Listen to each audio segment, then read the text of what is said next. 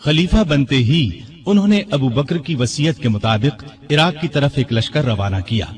अबू उबैदा रज़ियल्लाहु अन्हु को लश्कर का सालार मुकर्रर फरमाया और इस तरह मुसलमानों की अजीमुश्शान फुतूहात का सुनहरी दौर शुरू हुआ। Iraq, Madain, Hulwan, Jazira, Khuzestan, Nahavand, Isfahan, Hamadan, Azerbaijan, Tabaristan, Armenia, Fars, Kerman, Khorasan, Sistan, Makran, दिमश्क, हिम्स, लाजिकिया, यरमूक, क़िनसरीन, हलब, अंताकिया और बैतुल मक़दिस फतह हुए। बैतुल मक़दिस की फतह का वाक़या कुछ इस तरह है कि मुजाहिदीन इस्लाम ने करीबन 3 साल में सारा शाम फतह कर लिया। अब फलस्तीन के सिर्फ 2 बड़े शहर रह गए थे, बैतुल मक़दिस जिसे यरूशलेम भी कहा जाता है और कैसारिया। उस जमाने में फलस्तीन शाम ही का हिस्सा था। 16 हिजरी में मुसलमानों ने दूसरी लड़ाइयों से फारिग होकर बैतुल मक़दिस का मुहासरा कर लिया। इस शहर में इब्राहीम अलैहिस्सलाम, इसहाक अलैहिस्सलाम, सुलेमान अलैहिस्सलाम, ईसा अलैहिस्सलाम और दूसरे नबियों की बहुत सी यादगारें हैं। रसूलुल्लाह सल्लल्लाहु अलैहि वसल्लम की भी मेराज के सफर में पहली मंजिल यही थी। मुसलमानों का पहला किबला भी यही था। न सिर्फ यहूदी और ईसाई बल्कि मुसलमान भी इसकी बहुत इज्जत करते थे और करते हैं। मुसलमानों ने जब बैतुल मक़दिस का मुहासरा किया तो शहर के बाशिंदों ने शहर के दरवाजे बंद कर लिए। चंद दिन तो इस तरह गुजरे, फिर उन्होंने मुसलमानों के सिपह सालार अबू उबैदा बिन जर्राह को पैगाम भेजा कि हम शहर मुसलमानों के हवाले करने के लिए तैयार हैं, लेकिन शर्त यह है कि मुसलमानों के खलीफा खुद यहाँ आएं और सुलह का मुआहदा करें। अबू उबैदा बिन जर्राह ने ये बात सैयदना उमर को लिख भेजी। खलीफा सानी सैयदना उमर ने सहाबा से मशवरा करके वहां जाने का फैसला किया।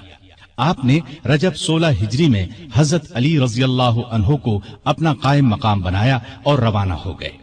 उस वक्त दुनिया के बड़े बड़े हुक्मरान उनका नाम सुनकर कांपते थे, लेकिन अपने वक्त के सबसे बड़े हाकिम के सफर का हाल ये था कि चंद बुजुर्ग सहाबा के सिवा उनके साथ कोई नहीं था। फौज, न खेमे, न कारे, न झंडे, एक ऊंट पर सवार थे। उस पर सत्तू और खजूर के 2 थैले लादे हुए थे। एक तरफ पानी की मश्क लटक रही थी। रास्ते में खाने का वक्त आता तो सब मिलकर खा लेते। आपका लिबास बहुत मामूली सा था। बैतुल मक़दिस के करीब पहुंचे तो सहाबा ने मशवरा दिया कि लिबास तब्दील कर ले। कीमती पोशाक पेश की, लेकिन आपने वो लिबास पहनने से इनकार कर दिया और फरमाया, अल्लाह ने हमें जो इज्जत दी है वो इस्लाम की वजह से है और हमारे लिए यही काफी है। गरज इसी हालत में शहर में दाखिल हुए। ईसाइयों ने शहर आपके हवाले कर दिया। मुसलमानों ने वहां एक मस्जिद बनाई, उसका नाम मस्जिद उमर रखा। ये आज भी मौजूद है और अब तक मस्जिद उमर कहलाती है। 14 हिजरी में मुसलमानों ने हिम्स को फतह कर लिया था। 17 हिजरी को रोम के बादशाह हिरक्ल ने हिम्स मुसलमानों से छीनने के लिए समुंदर के रास्ते फौज भेजी। इस फौज ने हिम्स का मुहासरा कर लिया। जजीरे के लोगों ने भी हिरक्ल को ऐसा करने पर उकसाया था। चुनाचे जजीरे से भी 30,000 फौज आकर हिरक्ल की फौज से मिल गई। सैयदना अबू उबैदा बिन जर्राह रजी अल्लाह अन्हु ने इन हालात की इत्तिला सैयदना उमर फारूक को भेजी तो उन्होंने उनकी मदद के लिए मजीद फौज रवाना की। दूसरी तरफ सुहैल बिन अदी की सरकर्दगी में एक फौज जजीरे की तरफ रवाना कर दी। खुद भी मदीने से चलकर दिमश्क आ गए ताकि नजदीक से तमाम हालात पर नजर रख सकें। सुहैल बिन अदी जजीरे की तरफ बढ़े तो जजीरे से हिम्स की तरफ रवाना होने वाली फौज को अपने घर की फिक्र पड़ गई। वो हिरक्ल की फौज का साथ छोड़कर वापस जजीरे चले गए। उधर अबू उबैदा बिन जर्राह ने खालिद बिन वलीद के मशवरे से शहर से निकलकर हिरक्ल की फौज पर हमला कर दिया। घमसान की लड़ाई के बाद रोमियों ने बदतरीन शिकस्त खाई। 4000 रोमियों ने इस्लाम कबूल कर लिया, 4000 मारे गए और बाकी भाग निकले। इस लड़ाई के बाद फिर कभी हिरक्ल को शाम पर चढ़ाई की जुर्रत न हुई। 18 हिजरी में इराक में ताउन की वबा फैली। इसमें बड़े बड़े सहाबा फौत हो गए। चंद एक के नाम ये हैं। अबू उबैदा बिन जर्राह जो मुसलमानों की फौज के सिपा सालार भी थे, मुआज बिन जबल रजी अल्लाह अन्हु, यजीद बिन अबी सुफियान रजी अल्लाह अन्हु, शुराहबील बिन हसना रजी अल्लाह अन्हु और कई बड़े बड़े सहाबा इस वबा में फौत हुए। دور فاروقی میں عرب میں قحط پڑا۔ ایسے میں سیدنا عمر نے رعایا کی خبرگیری میں دن رات ایک کر دیا۔ انسانوں کے لیے خوراک تھی نہ جانوروں کے لیے۔ سیدنا عمر کو انسانوں اور جانوروں کی یہ بدحالی دیکھ کر بہت صدمہ ہوا۔ انہوں نے بیت المال میں جتنا غلہ تھا سب مسلمانوں میں تقسیم کر دیا، جو نقدی تھی وہ بھی مسلمانوں میں تقسیم کر دی۔ تمام صوبوں کے حاکموں کو خط لکھے کہ فوراً زیادہ سے زیادہ غلہ روانہ کرو۔ چنانچہ ابو عبیدہ بن جراح نے شام کے علاقے سے 4000 اونٹ غلے سے لدے ہوئے بھیجے۔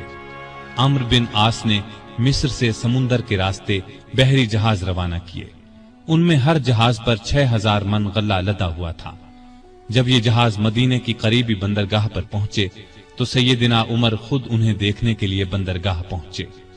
غلے کو حفاظت سے رکھنے کے لیے بندرگاہ میں 2 بڑے بڑے مکان بنوائے۔ دوسرے صوبوں سے بھی بہت سا غلہ پہنچ گیا۔ غلے کی تقسیم کا یہ انتظام کیا کہ بہت سے رجسٹر بنوائے۔ ان میں قحط کا شکار ہونے والوں کے نام درج کیے گئے۔ ہر ایک نام کے ساتھ ان کی ضرورت کے مطابق غلے کی مقدار لکھی گئی۔ پھر ہر شخص کو پرچی دی گئی، اس پر سیدنا عمر کی مہر ہوتی تھی۔ اس پرچی کے مطابق انہیں روزانہ غلہ دیا جاتا۔ اس کے علاوہ سیدنا عمر ہر روز 20 اونٹ اپنے سامنے ذبح کرواتے اور ان کا گوشت پکوا کر لوگوں کو کھانا کھلاتے۔ اس طرح ہزاروں آدمی روزانہ سیدنا عمر رضی اللہ عنہ کے دسترخوان پر کھانا کھاتے۔ غلے کے علاوہ لوگوں میں کپڑے اور کھجوریں بھی تقسیم کی جاتی، اور خود اپنا یہ حال تھا کہ اس زمانے میں گوشت، دودھ اور گھی کھانا بالکل چھوڑ دیا تھا۔ اکثر بھوکے رہتے یا عام لوگوں کے ساتھ خود بھی کھاتے۔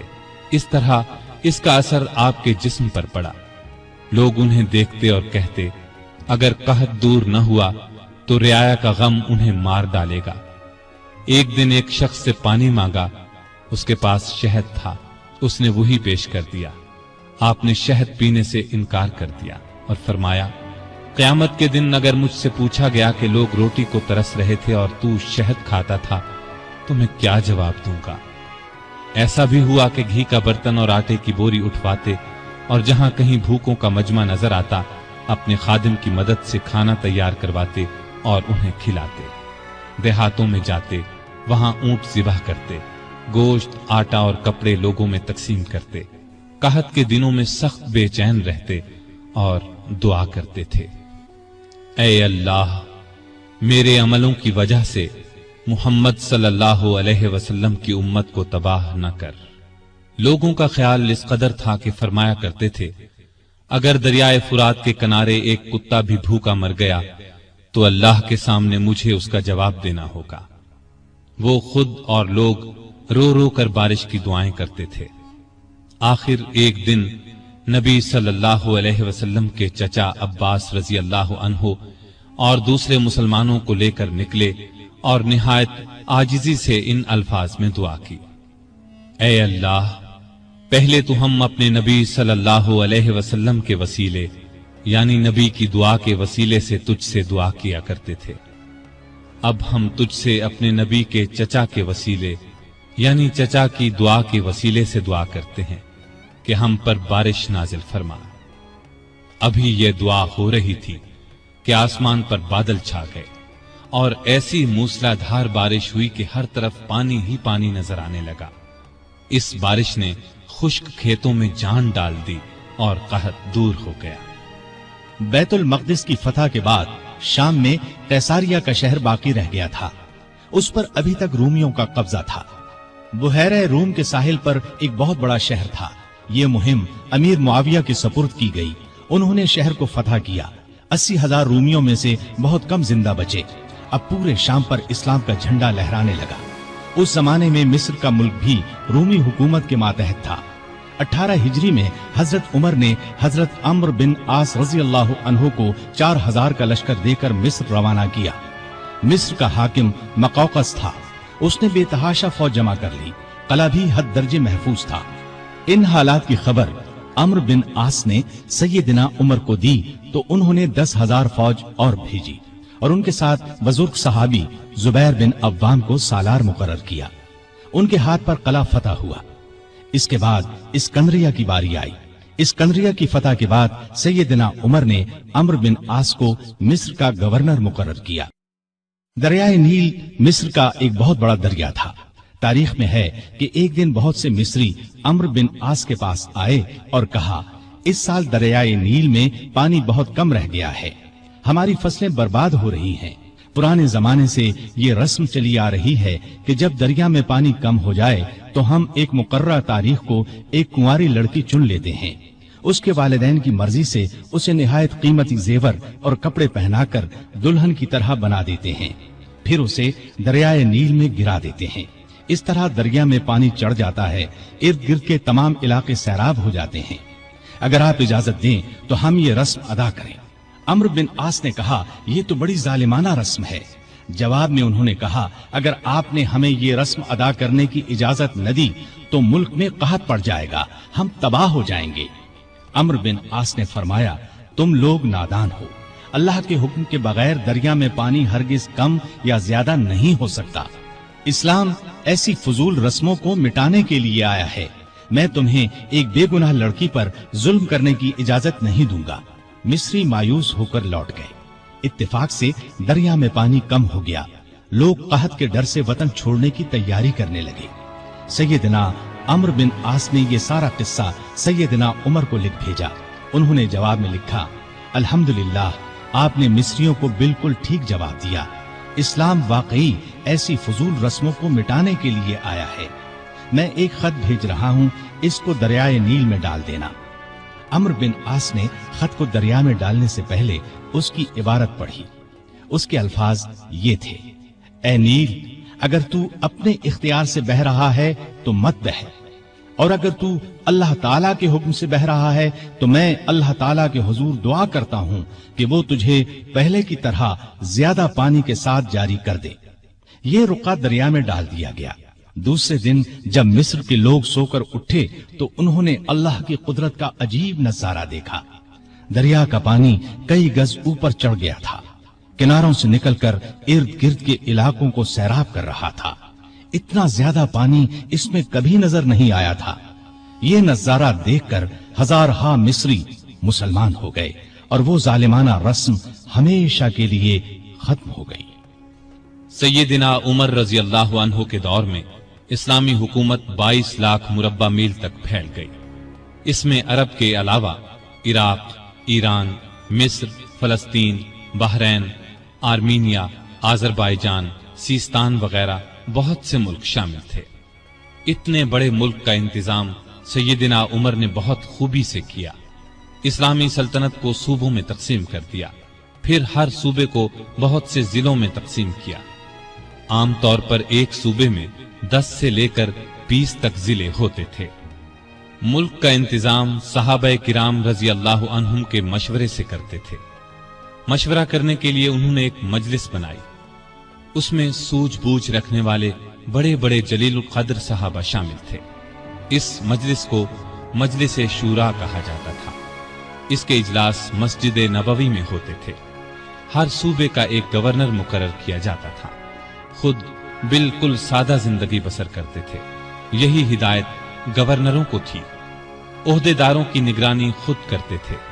حج کے زمانے میں چاروں طرف سے آئے ہوئے لوگوں سے ان کے گورنروں کے حالات پوچھتے، لوگ بے دھڑک شکایت کرتے، لوگوں کے سامنے اس قسم کا خطبہ دیتے، لوگوں، تم پر جو لوگ حاکم مقرر کیے گئے ہیں وہ اس لیے نہیں بھیجے گئے کہ تمہیں ماریں پیٹیں اور تمہارا مال چھین لیں، بلکہ انہیں میں اس لیے بھیجتا ہوں کہ وہ تمہیں رسول اللہ صلی اللہ علیہ وسلم کے طریقے سکھائیں۔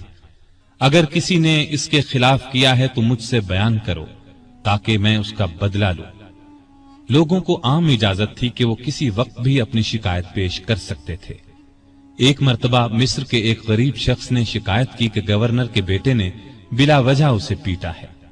آپ نے باپ بیٹے کو بلوا لیا۔ جب دونوں آ گئے تو سیدنا عمر نے اس غریب کو کوڑا دے کر فرمایا، جتنے کوڑے اس نے تمہیں مارے تھے اتنے ہی تم اسے مارو۔ اس غریب نے کوڑے مارنے شروع کیے۔ جب تعداد پوری ہو گئی تو عمر نے فرمایا، اب 2-4 کوڑے گورنر کو بھی مارو، لیکن اس غریب نے ایسا کرنا پسند نہ کیا۔ جزیرے کے گورنر کے بارے میں اطلاع ملی کہ وہ باریک لباس پہنتے ہیں، دروازے پر دربان بھی مقرر کر رکھا ہے۔ آپ نے انہیں فوراً بلوا لیا، ان کے کپڑے اتروا کر بالوں کا بنا ہوا کرتا پہنا دیا اور بکریوں کا ایک ریوڑ منگوا کر انہیں حکم دیا کہ جنگل میں جاؤ اور ان بکریوں کو چراؤ۔ گورنر کا نام ایاز بن غنم تھا، وہ رسول اللہ صلی اللہ علیہ وسلم کے صحابی تھے، ایک صوبے کے گورنر تھے، اس لیے جب انہوں نے کہا کہ وہ آئندہ ایسا لباس نہیں پہنیں گے تو عمر نے انہیں معاف کر دیا اور عہدے پر واپس بھیج دیا۔ ایاز بن غنم جب تک زندہ رہے موٹا لباس پہنتے رہے، پھر انہوں نے کبھی باریک لباس پہنا نہ دروازے پر دربان رکھا۔ خالد بن ولید رضی اللہ عنہ اسلام کے بہت بڑے جرنیل تھے، انہوں نے 20 لڑائیاں لڑی، بڑی بڑی حکومتوں کے لشکر ان کے مقابلے میں نہ ٹھہر سکے۔ سیدنا عمر کے زمانے میں جب خالد بن ولید فتوحات پر فتوحات حاصل کر رہے تھے تو عین اس حالت میں عمر نے انہیں سپہ سالاری سے معزول کر دیا۔ جب لوگوں نے وجہ پوچھی تو انہوں نے فرمایا، مسلمان یہ خیال کرنے لگے تھے کہ یہ فتوحات خالد بن ولید کی وجہ سے ہو رہی ہیں، جبکہ فتوحات ہمیں اللہ تعالی کی مہربانی سے ہو رہی ہیں۔ آپ کے زمانے میں چونکہ اسلامی حکومت بہت پھیل گئی تھی، لگاتار فتوحات کی وجہ سے مال غنیمت بھی بہت زیادہ آنے لگا تھا، اس لیے آپ نے 15 ہجری میں بیت المال قائم کر دیا۔ اس میں زکوٰۃ، خراج، جزیہ، مال غنیمت وغیرہ جمع ہوتا تھا اور مسلمانوں میں تقسیم کیا جاتا تھا۔ یتیموں، غریبوں اور بیواؤں کو اس میں سے وظیفے دیے جاتے تھے، ضرورت مندوں کو قرض بھی دیا جاتا تھا، جنگی ضروریات پر بھی خرچ کیا جاتا تھا۔ آمدنی اور خرچ کے معاملے میں حد درجہ احتیاط کرتے تھے۔ سیدنا عثمان نے ایک دن انہیں چلچلاتی دھوپ میں بھاگتے دیکھا، پوچھنے پر انہوں نے بتایا کہ بیت المال کا ایک اونٹ گم ہو گیا ہے، اس کو تلاش کر رہا ہوں۔ بحرین سے ایک مرتبہ مشک آیا، یہ انتہائی قیمتی خوشبو تھی، اس کو مسلمانوں میں تقسیم کرنے کے لیے آدمی کی تلاش ہوئی جو یہ کام اچھی طرح کر سکے۔ سیدنا عمر کی زوجہ محترمہ عاتقہ نے کہا کہ یہ کام میں کر سکتی ہوں۔ سیدنا عمر نے فرمایا، نہیں، میں تمہیں اس کی اجازت نہیں دے سکتا، اس لیے کہ تمہاری انگلیوں پر جو مشک لگ جائے گا وہ تم اپنے کپڑوں پر لگا لو گی، اس طرح عام مسلمانوں سے زیادہ تمہارے حصے میں آئے گا۔ ایک مرتبہ بیمار ہو گئے، لوگوں نے علاج کے طور پر شہد تجویز کیا۔ بیت المال میں شہد موجود تھا لیکن آپ نے لینا گوارا نہ کیا۔ آخر لوگوں کو جمع کیا گیا، جب سب نے اجازت دے دی تب شہد لیا۔ آپ نے عدل و انصاف کا بہترین نمونہ دنیا کو دکھایا، اللہ سے ڈرنے والے قاضی مقرر کیے، ان کی تنخواہیں مقرر کی، انہیں حکم دیا کہ تمام فیصلے قرآن اور حدیث کے مطابق کیے جائیں۔ قرآن اور حدیث میں حکم نہ ملے تو جس رائے پر عالموں کا اتفاق ہو اس کے مطابق فیصلہ دیا جائے۔ انہوں نے کوفہ میں شریح کو قاضی مقرر کیا، ان کے فیصلے بہت مشہور ہوئے۔ امیر المومنین کے خلاف بھی فیصلے دے دیتے تھے۔ سیدنا علی نے بھی انہیں اپنے دور میں قاضی کے عہدے پر قائم رکھا۔ قبیلہ غسان کے بادشاہ جبلہ نے اسلام قبول کر لیا، وہ حج کرنے کے لیے آیا، اس کی چادر پر ایک غریب بدو کا پاؤں آ گیا، اس نے بدو کو زور سے تھپڑ دے مارا، بدو کی ناک کی ہڈی ٹوٹ گئی۔ وہ سیدنا عمر کی خدمت میں حاضر ہو گیا، انصاف کا طلبگار ہوا۔ سیدنا عمر نے جبلہ کو بلا بھیجا، وہ حاضر ہوا تو آپ نے اسے کہا، تم نے اس غریب مسلمان سے زیادتی کی ہے، لہذا بدلہ دو۔ یہ غریب تمہیں اس جگہ تھپڑ مارے گا جس جگہ اس کے منہ پر تھپڑ لگا ہے، ہاں اگر تم اس سے معافی مانگ لو اور یہ معاف کر دے تو اور بات ہے۔ جبلہ نے کہا، مجھے ایک دن کی مہلت دی جائے تاکہ میں غور کر سکوں۔ جبلہ کو ایک دن کی مہلت مل گئی، وہ وہاں سے فرار ہو کر شام چلا گیا اور دوبارہ عیسائی مذہب اختیار کر لیا۔ ایک مرتبہ حج کے موقع پر ایک شخص نے گورنر کی شکایت کی کہ اس نے مجھے بے قصور 100 کوڑے مارے ہیں۔ سیدنا عمر رضی اللہ عنہ نے شکایت درست پائی تو حکم دیا، تم بھی اسے 100 کوڑے مارو۔ ایک عیسائی کسان نے شکایت کی کہ اس کے کھیتوں سے مسلمان فوج گزری ہے جس سے اس کا نقصان ہوا ہے۔ آپ نے بیت المال سے اسے 10,000 درہم دینے کا حکم دیا۔ सैयदना उमर फारूक ने आम लोगों को मना कर दिया कि वो शरीयत के किसी मसले पर अपना फैसला दें। इस काम के लिए उन्होंने फतवे जारी करने का महकमा कायम किया। फतवे देने वाले बुजुर्गों के नाम ये हैं: सैयदना उस्मान, सैयदना अली, सैयदना अब्दुर्रहमान बिन औफ, सैयदना उबय बिन काब, सैयदना मुआज बिन जबल, सैयदना जैद बिन साबित, सैयदना अबू दरदा, सैयदना अबू हुरैरा रज़ियल्लाहु ताला अन्हुम। सैयदना उमर रज़ियल्लाहु ताला अन्हु ने पुलिस का महकमा कायम किया। रियाया की खबरगिरी रखने के लिए रातों को गश्त लगाया करते थे। मुल्क शाम के सफर से लौट रहे थे कि एक बुढ़िया नजर आई। उससे पूछा कि बड़ी बी, उमर के बारे में कुछ मालूम है? वो बोली, हां, सुना है शाम गया हुआ है। अल्लाह उससे समझे, आज तक उसने मुझे फूटी कौड़ी तक नहीं दी। उसे मालूम नहीं मैं कितनी तंगी से गुजारा कर रही हूं। सैयदना उमर ने यह सुनकर फरमाया, बड़ी बी, तुमने जाकर उमर को अपना हाल बताया? बुढ़िया ने कहा, अगर उसे रियाया का हाल मालूम नहीं तो खिलाफत क्यों करता है? सैयदना उमर फारूक रज़ियल्लाहु अन्हु ये सुनकर रो पड़े। फिर उससे पूछा, तुम क्या लेकर उमर को मुआफ कर सकती हो? उसने कहा, अगर मुझे 25 दीनार मिल जाएं तो मुआफ कर दूंगी। आपने उसी वक्त उसे 25 दीनार दे दिए। वो खुश होकर दुआएं देने लगी, अल्लाह उमर को मुआफ करे, उस पर अपनी रहमत नाजिल करे। बाद में सैयदना उमर रज़ियल्लाहु अन्हु ने उसका वजीफा मुकर्रर फरमा दिया। एक रात गश्त के दौरान में चंद बच्चों के रोने की आवाज सुनी। मालूम हुआ कि बच्चे भूखे हैं और मां ने उन्हें बहलाने के लिए हांडी में सिर्फ पानी डालकर आग जला रखी है। आप उसी वक्त खादिम असलम के साथ बैतुल माल गए। आटा, गोश्त, घी और खजूरें निकालकर खादिम से फरमाया, ये तमाम चीजें मेरी कमर पर रख दो। असलम ने अर्ज किया, आप क्यों तकलीफ करते हैं, मैं उठा लेता हूं।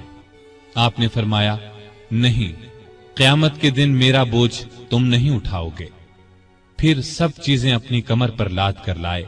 खुद खाना तैयार किया, खुद चूल्हा फूंका। खाना तैयार होने पर अपने सामने बच्चों को खिलाया। उन्होंने पेट भर कर खाया, फिर उछलने कूदने लगे। सैयदना उमर उन्हें उछलते कूदते देखते और खुश होते रहे। औरत ने उनसे कहा, अल्लाह तुम्हें नेक बदला दे। अमीरुल मोमिनीन बनने के लायक तो तुम हो, ना कि सैयदना उमर। सैयदना उमर फारूक रज़ियल्लाहु अन्हु ये सुनकर मुस्कुराए, फिर वापस मदीना आए और उस औरत का वजीफा मुकर्रर कर दिया। एक रोज शाम के वक्त मदीने के बाहर एक काफिला उतरा।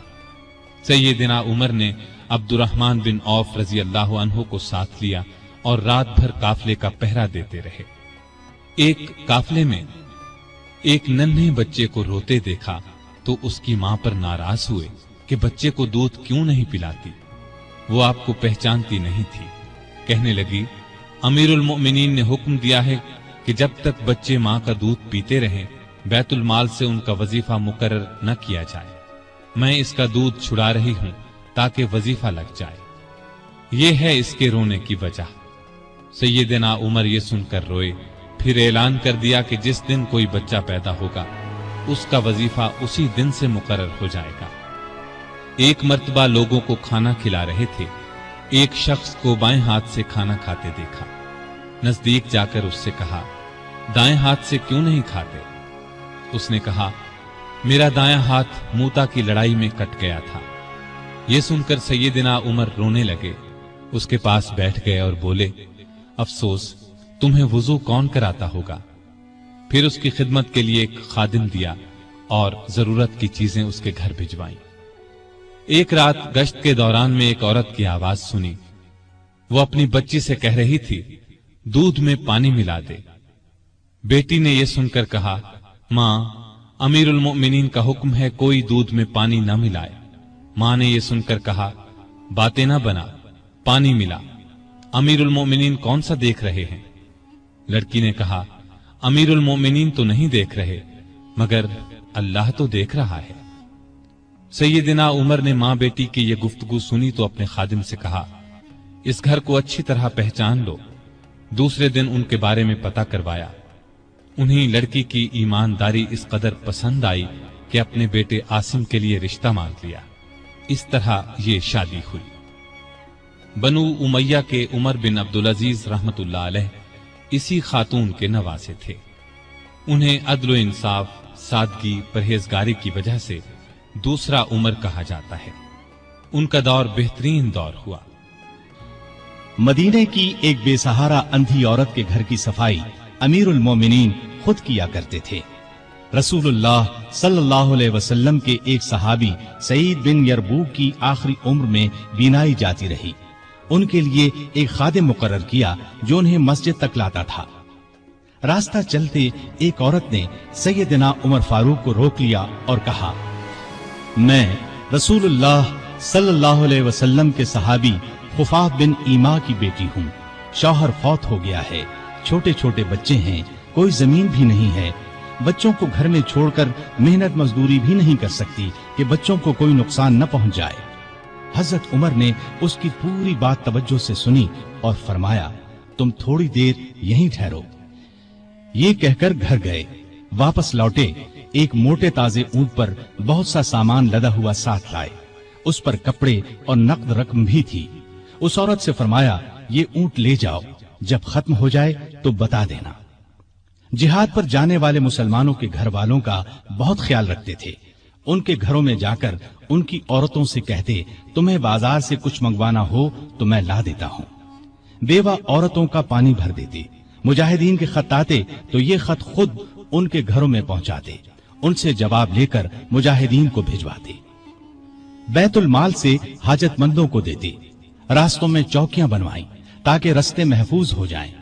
शहरों में मेहमान खाने बनवाए। मुल्क में जगह जगह नहरें खुदवाई जिनसे आपाशी आसान हो गई। सड़कें और पुल बनवाए। नए शहर बसाए। करीबन 4000 मस्जिदें तामीर करवाई। हरम काबा को वसी करवाया। मस्जिद नबवी को वसी करवाया। मर्दम शुमारी का निजाम राइज किया। सिक्का जारी किया। सने हिजरी कायम किया। जंगों का सिलसिला बढ़ा तो फौजी निजाम कायम किया। फौजियों की तनख्वाहें मुकर्रर की। मुजाहिदीन के बीवी बच्चों और गुलामों के लिए वजीफे मुकर्रर किए। फौज को 2 हिस्सों में तकसीम किया। एक बाकायदा फौज जो हमेशा महाजों पर रहती थी। दूसरी रजाकार फौज। ये लोग उमूमन घरों में रहते थे। जरूरत पड़ने पर उन्हें महाज पर भेजा जाता। उनकी तनख्वाहें बाकायदा फौज से कम थी। मुल्क में जगह जगह फौजी छावनियां कायम की। छावनियों के साथ अस्तबल तामीर करवाए। उनमें 4-4 हजार घोड़े तैयार रहते थे। ऊंट भी मौजूद रहते। फौज के साथ खजांची, तबीब, जर्राह, गनीमत के माल का हिसाब रखने वाले, दूसरी जुबानें जानने वाले और दुश्मन की जासूसी करने वाले भी रहते थे। फौज की तालीम का भी इंतजाम किया। फौज को ये हिदायत थी कि दुश्मन से जो अहद करो उसको पूरा करो। बच्चों, औरतों, बूढ़ों और राहिबों को कत्ल न करो। माले गनीमत में खियानत न करो। आबादियों को वीरान न करो। फलदार दरख्तों को न काटो। जो लोग जंग में कैदी बना लिए जाएं, उन्हें उनके करीबी रिश्तेदारों से जुदा न करो। लड़ाई में मारे जाने वालों के हाथ पांव, नाक, कान न काटो। कुरान और हदीस की तालीम आम कर दी। सैयदना उमर खुद बहुत बड़े फकीह थे। उन्होंने तमाम इलाकों में फकीह मुकर्रर किए। लोग उनसे दीनी मसाइल पूछते थे। उनके जमाने में इस्लाम की बहुत इशाअत हुई। गैर मुस्लिमों से अच्छे सलूक की वजह से भी इस्लाम बहुत तेजी से फैला। इंसाफ का दामन किसी कीमत पर नहीं छोड़ते थे। शाम में मुसलमानों को मस्जिद बनाने के लिए एक जमीन की जरूरत पेश आई। जमीन एक यहूदी की थी। मुसलमानों ने जमीन उससे खरीदना चाही, लेकिन यहूदी ने इनकार कर दिया। मुसलमानों ने जबरदस्ती जमीन पर कब्जा करके मस्जिद बना ली। यहूदी ने सैयदना उमर से शिकायत की। सैयदना उमर फारूक ने हुक्म दिया कि मस्जिद नाजायज तरीके से बनाई गई है, इस्लाम इसकी इजाजत नहीं देता। मस्जिद को गिराकर जमीन यहूदी को दे दी जाए। चुनाचे जमीन यहूदी को वापस दे दी गई। उसने उस जगह अपना मकान बना लिया।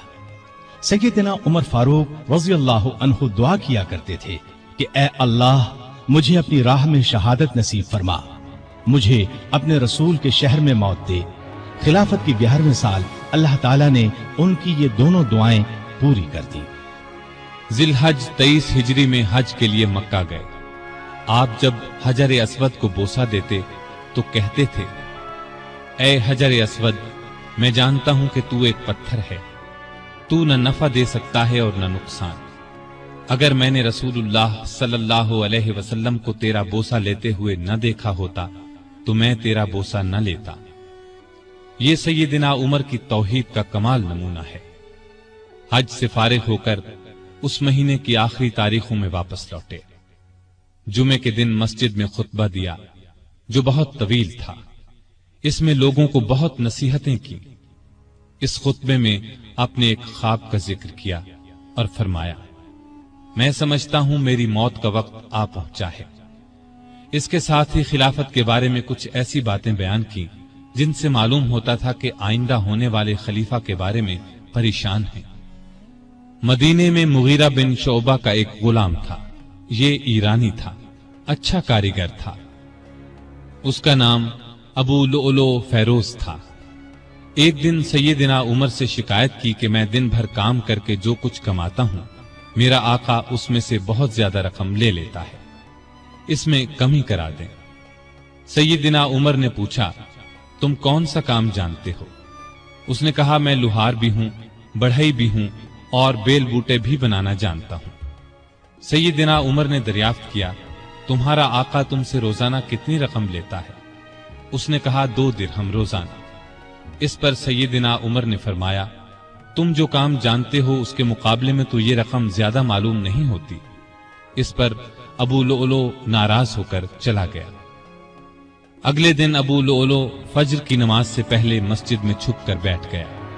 सैयदना उमर लोगों को नमाज पढ़ाने लगे तो उसने कोने से निकलकर 2 धारी खंजर से अमीरुल मोमिनीन पर 6 वार किए और फिर सफों में खड़े मुसलमानों को जख्मी करता बाहर भागा, लेकिन मुसलमानों ने पकड़ लिया। इस पर उसने वही खंजर अपने पेट में झोंक लिया और मर गया। उधर अमीरुल मोमिनीन शदीद जख्मी हो गए। उन्होंने अब्दुर्रहमान बिन औफ रजी अल्लाह अन्हु का हाथ पकड़कर अपनी जगह खड़ा कर दिया, खुद जमीन पर गिर पड़े। लोगों ने नमाज से फारिग होकर देखा, जिन मुसलमानों को अबू लुअलो ने जख्मी किया था उनमें से 7 दम तोड़ चुके थे, बाकी बहुत ज्यादा जख्मी नहीं हुए थे। अलबत्ता सैयदना उमर की हालत नाजुक थी। ऐसे में उन्होंने अब्दुल्लाह बिन अब्बास से पूछा, मुझे किसने मारा है? उन्होंने बताया, मुगीरा बिन शोबा के गुलाम अबू लुअलो ने। यह सुनकर फरमाया, अल्लाह का शुक्र है, मेरी मौत किसी ऐसे शख्स के हाथ से नहीं हुई जो इस्लाम का दावा करता हो। लोग उन्हें उठाकर घर लाए, दूध पिलाया गया तो वो जख्मों के रास्ते बाहर आ गया। अब सबको यकीन हो गया कि अमीरुल मोमिनीन का आखिरी वक्त आ पहुंचा है। लोग गम से निढाल हो गए, उनसे मिलने के लिए आने लगे। एक नौजवान ऐसे में मिलने आया। उसने कहा, ए अमीरुल मोमिनीन, आप अल्लाह की बिशारत से खुश हो जाएं। आप उन असहाब में से हैं जो बहुत पहले इस्लाम लाए और रसूलुल्लाह के साथी बने। खलीफा बनाए गए तो आपने इंसाफ से काम लिया, फिर आखिर आपको शहादत नसीब हो गई। ये सुनकर सैयदना उमर ने फरमाया, ए भतीजे, अल्लाह करे ये चीजें मेरे गुनाहों के बराबर बराबर ही हो जाएं, मुझे कोई अजाब हो न सवाब। मतलब उनके कहने का ये था कि बस अजाब से बच जाऊं। वो नौजवान वापस जाने लगा तो सैयदना उमर फारूक रजी अल्लाह अन्हु की नजर उसकी चादर पर पड़ी जो जमीन को छू रही थी। इस नाजुक हालत में भी उन्हें शरीयत का इस कदर पास था कि फरमाया, इस नौजवान को वापस बुलाओ। उसे वापस उनके सामने लाया गया तो फरमाया, ए भतीजे, अपना तहबंद ऊंचा बांधो, इससे कपड़ा भी साफ रहेगा और तुम्हारे रब के नजदीक ये परहेजगारी की बात भी है। सैयदना इब्ने अब्बास रज़ी अल्लाह अन्हु ने उनका मर्तबा और नेकियां बयान की तो फरमाया, अल्लाह की कसम, अगर मेरे पास दुनिया भर का सोना होता तो इससे पहले कि मैं अल्लाह के अजाब को देखूं, मैं उसे अल्लाह की राह में दे देता, यानी अजाब के खौफ से सारा सोना खैरात कर देता। उसके बाद अपने बेटे अब्दुल्लाह को बुलाया, उनसे पूछा कि मुझ पर कितना कर्ज है। उन्होंने हिसाब लगाकर बताया, 86,000 दिरहम। इस पर उन्हें कुछ हिदायत दी। आखिर में फरमाया, इस कर्ज को मेरी तरफ से अदा कर देना। इसके बाद फरमाया, उम्मुल मोमिनीन आयशा सिद्दीका रजी अल्लाह ताला अन्हा के पास जाओ और कहो, उमर बिन खत्ताब आपको सलाम कहता है और अपने दो साथियों यानी नबी करीम सल्लल्लाहु अलैहि वसल्लम और अबू बकर के साथ दफन होने की इजाजत चाहता है। अब्दुल्ला बिन उमर आयशा सिद्दीका की खिदमत में हाजिर हुए। वो उस वक्त सैयदना उमर के सदमे में रो रही थी। उनका पैगाम सुनकर फरमाया, ये जगह मैंने अपनी कब्र के लिए रखी थी, लेकिन अपने आप पर उमर को तरजीह देती हूं। सैयदना अब्दुल्ला ये जवाब सुनकर वापस आए और सैयदना उमर को उनका जवाब बताया। आपने अल्लाह का शुक्र अदा किया। फिर फरमाया, मैं मर जाऊं तो मेरा जनाजा उठाकर वहां ले जाना और उन्हें सलाम करके एक बार फिर अर्ज करना, उमर बिन खत्ताब इजाजत तलब करता है। अगर इजाजत दे दें तो मुझे अंदर ले जाकर दफन कर देना, और अगर इनकार कर दें तो आम मुसलमानों के कब्रिस्तान में दफन कर देना। हालत जब ज्यादा नाजुक हो गई तो फरमाया, खिलाफत का हकदार उस्मान, अली, जुबैर, अब्दुर्रहमान बिन औफ और साद बिन अबी वक्कास रज़ी अल्लाहु अन्हुम से ज्यादा किसी को नहीं समझता। रसूलुल्लाह सल्लल्लाहु अलैहि वसल्लम भी वफात तक इनसे खुश थे। इनमें से जिसे खलीफा चुन लिया जाए उसकी इताअत करना। फिर अपने बाद होने वाले खलीफा को वसीयत की कि मुहाजिरीन और अंसार से अच्छा सलूक करना। जो लोग हमारी पनाह में आ गए उनकी जानों और मालों की हिफाजत करना। उनसे किए हुए हर आहद को पूरा करना। आप 27 जिलहज 23 हिजरी को जख्मी हुए। 3 दिन बाद यकम मुहर्रम 24 हिजरी को वफात पाई और शहादत के दर्जे पर फायज हुए। उस वक्त उम्र 63 साल थी। जनाजा चारपाई पर रखा गया तो चारों तरफ लोग जमा हो गए।